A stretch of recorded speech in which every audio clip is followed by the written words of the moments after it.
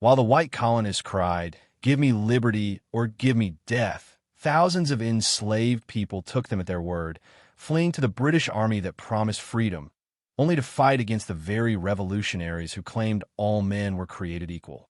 Welcome to Historic Crimes TV, where you get the true story of events that have happened in the past, which helped shape the history of the world that we are living in. Before we begin, comment where in the world you are watching from, and make sure to subscribe because tomorrow's story is one you don't want to miss. In the tobacco fields and plantation houses of Virginia in early 1775, the colony was a study in contradiction, home to eloquent revolutionaries like Patrick Henry and Thomas Jefferson, who spoke of natural rights while enslaving hundreds of human beings. John Murray, the 4th Earl of Dunmore and Royal Governor of Virginia, watched his authority crumbling. The colonial assembly defied him at every turn. Patriot militias drilled openly. When he tried to seize gunpowder from the Williamsburg magazine in April 1775, just days after Lexington and Concord the colonists nearly rioted, Dunmore found himself besieged in his own capital, a king's man without a kingdom. But the governor noticed something the patriots seemed to ignore. Virginia's greatest weakness wasn't British tyranny. It was the institution of slavery itself. Nearly half of Virginia's population was enslaved, and Dunmore understood that this powder keg could be lit with a single spark. The whispers began in May. Enslaved people along the James River spoke in hushed tones about the governor's hints that those who fled to British lines might find protection. The plantation owners heard these whispers too, and they were terrified. In a society built on forced labor, the idea of armed black resistance wasn't just frightening, it was existential. By June, Dunmore had abandoned Williamsburg entirely, fleeing to a British warship in Norfolk Harbor. From the deck of the HMS Foy, he began to formulate his plan. If the colonists wanted revolution, he would give them one they never anticipated. On November 7th, 1775, Lord Dunmore issued the document that would change everything. His proclamation declared martial law in Virginia and contained an explosive clause. Any enslaved person belonging to rebels who would bear arms for the crown would be granted freedom. The word spread like wildfire through the slave quarters.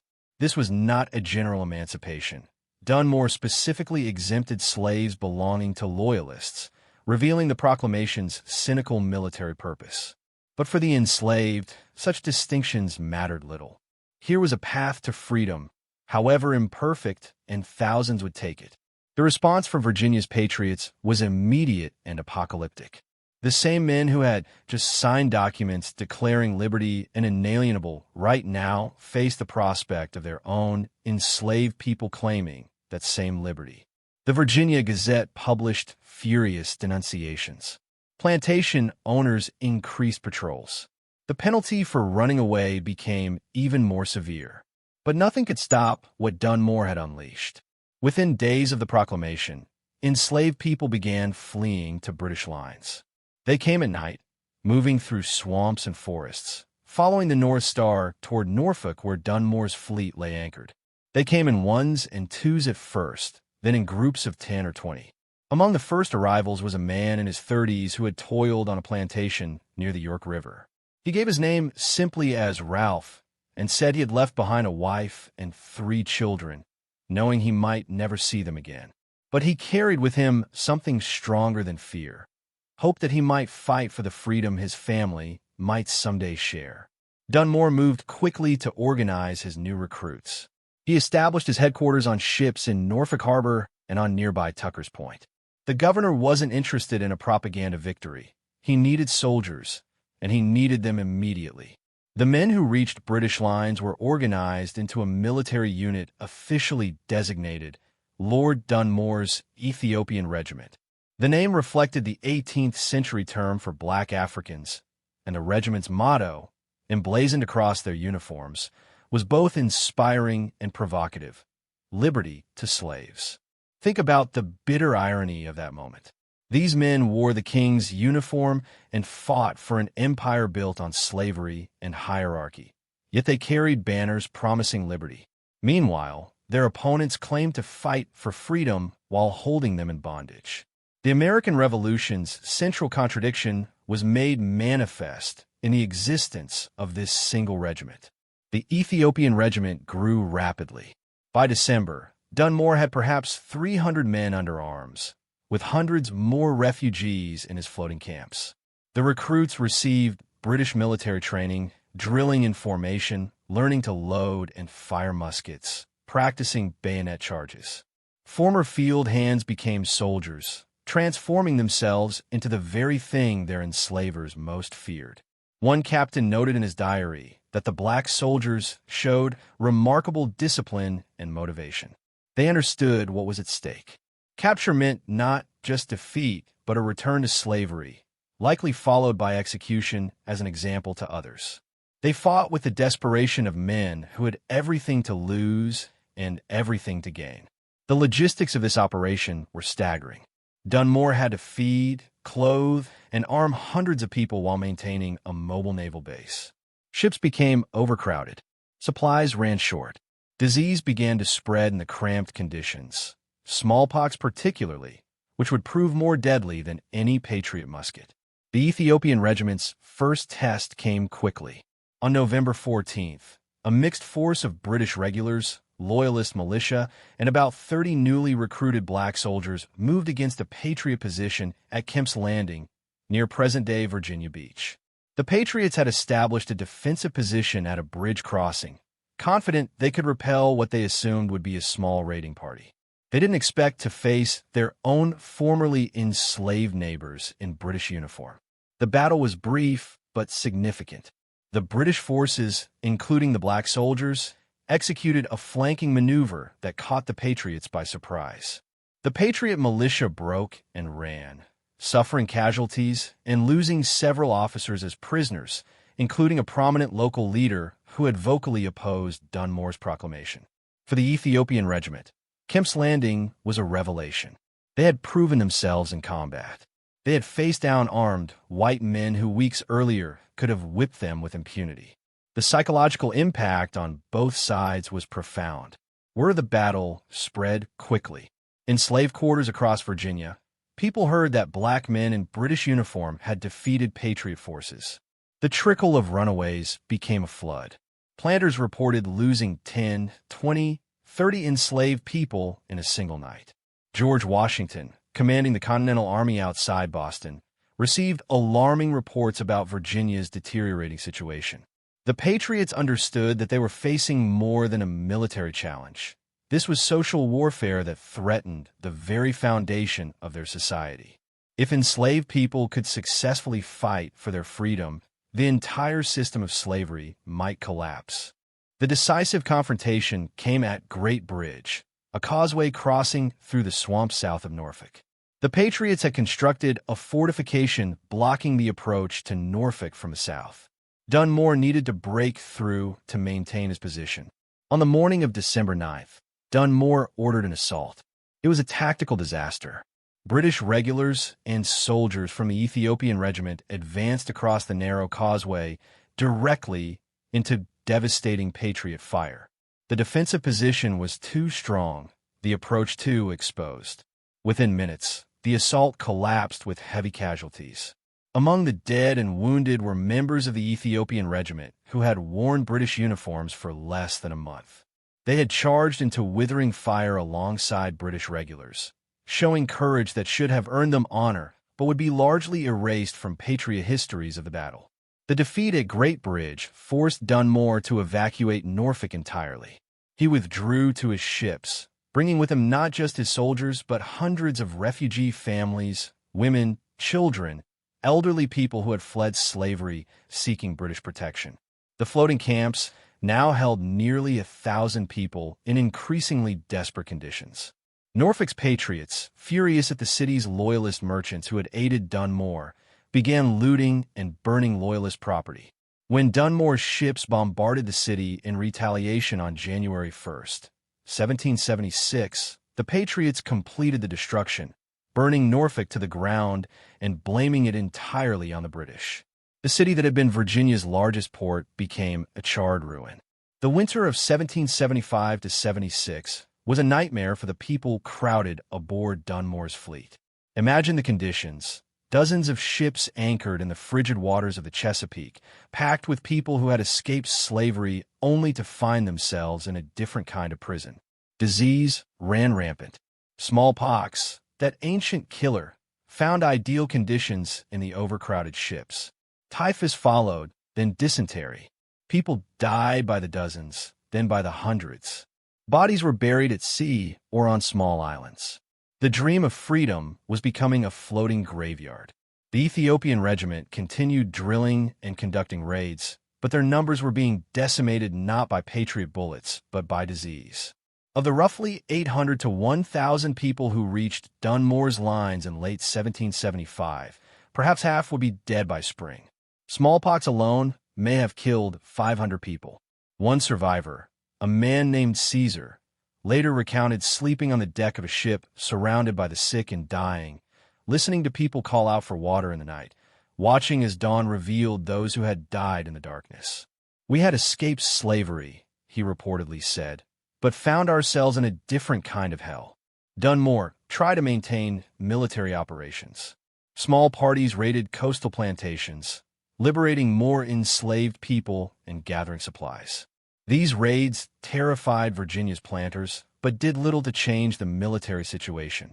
The governor was trapped, his grand strategy undermined by disease and logistics.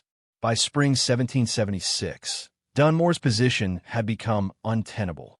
The Declaration of Independence was being drafted in Philadelphia, with Thomas Jefferson penning words about equality and inalienable rights while, back in Virginia, patriot militias hunted down refugees from Dunmore's camps.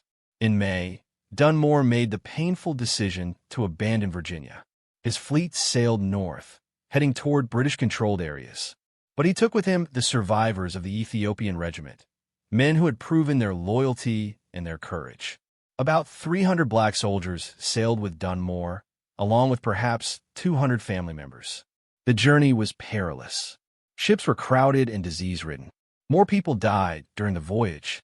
When the fleet reached New York in August 1776, just as British forces were preparing to capture the city for Washington's Continental Army, the Ethiopian regiment had been reduced to about 150 effective soldiers. The survivors of Dunmore's regiment would be integrated into other British units, particularly the Black Pioneers and various provincial corps. They would continue fighting throughout the war, from New York to the Carolinas to the final evacuations in 1782 to 83. Some would survive the war and be evacuated to Nova Scotia, joining thousands of other black loyalists in a harsh new land where they would face discrimination and hardship, but also freedom. Others would go to the Bahamas, or even Sierra Leone in Africa, where Britain established a colony for formerly enslaved people. Dunmore's Ethiopian regiment lasted barely 8 months as an organized unit, but its impact resonated throughout the Revolutionary War. The proclamation and the regiment's existence forced both sides to confront the Revolution's central contradiction. George Washington, who had initially banned black soldiers from the Continental Army, reversed course. If the British were recruiting black soldiers, America would have to do the same. Eventually, thousands of black men served in Continental forces, fighting for American independence even as slavery continued. The Patriots never forgave Dunmore. He became a villain in American Revolutionary mythology, portrayed as a tyrant who had tried to incite domestic insurrection, the same phrase that appears in the Declaration of Independence as one of the charges against King George III. That bland phrase referred directly to Dunmore's proclamation, revealing what the founders really feared. For the enslaved people of Virginia and beyond, Dunmore's proclamation was a turning point. It demonstrated that freedom was possible, that enslaved people could fight for their own liberation, and that the rhetoric of liberty could be claimed by anyone. Perhaps 100,000 enslaved people fled to British lines during the war, the largest mass escape in American history until the Civil War. Most of the individuals who made up the Ethiopian regiment, their names were lost to history. Military records were spotty, and many soldiers were listed simply by first names or pseudonyms they adopted upon enlisting. But fragments survive. We know of men like Colonel Tai, who wasn't part of the Ethiopian regiment, but was inspired by Dunmore's proclamation to escape slavery in New Jersey and form his own guerrilla band that terrorized patriots throughout the war. We know of Harry Washington, who escaped from Mount Vernon and served with British forces throughout the war before being evacuated to Nova Scotia and eventually joining the exodus to Sierra Leone. The regiment survivors who were evacuated to Nova Scotia found freedom, but not prosperity. The British government promised them land grants, but often failed to deliver. They faced racism from white loyalists. The climate was brutal for people from Virginia. By 1792, nearly 1,200 black loyalists left Nova Scotia for Sierra Leone, hoping to build a new society in Africa. Those who went to the Bahamas fared somewhat better, establishing communities that persist to this day. Their descendants still live on the islands, carrying forward a history of ancestors who fought for freedom in a revolution that wasn't their own. Lord Dunmore himself ended up in obscurity. He briefly governed the Bahamas after the war, then returned to Britain where he died in 1809, largely forgotten. But the people who joined his Ethiopian regiment, whose names we mostly don't know, changed history. They proved that enslaved people would fight for freedom when given the chance. They demonstrated that slavery was not a stable, permanent institution, but one that required constant coercion and violence to maintain. They showed that American independence and universal freedom were not the same thing. The Ethiopian regiment lasted months, but the questions it raised lasted centuries. How could a nation founded on liberty tolerate slavery? How could revolutionaries who fought against tyranny become tyrants themselves? How could the promise of equality be reconciled with the reality of racial oppression? These questions would help drive the abolition movement, fuel the Civil War, and inspire the civil rights movement. The men who wore liberty to slaves on their uniforms in 1775 were part of a longer struggle, one that continues today. Their story reminds us that freedom has never been given. It has always been taken, claimed, fought for. It reminds us that the American Revolution was not one story but many, and that some of the most revolutionary acts were committed by people whose names we'll never know, who took enormous risks for a chance at liberty. In the end, Lord Dunmore's Ethiopian regiment was both a military failure and a moral victory. They lost the battles, but won their freedom. They served an empire, but fought for themselves. They wore the king's uniform, but carried liberty's banner, and in doing so, they revealed what the American Revolution truly meant and what it failed to mean. Their story is uncomfortable because it shows us that the birth of American freedom coincided with the perpetuation of American slavery, and at the same moment produced both the Declaration of Independence and the desperate flight of thousands seeking the freedom that Declaration promised but did not deliver. That's the real revolution Lord Dunmore began in November 1775, not just military resistance, but a challenge to America's founding mythology, a question that still echoes through our history. Liberty for whom?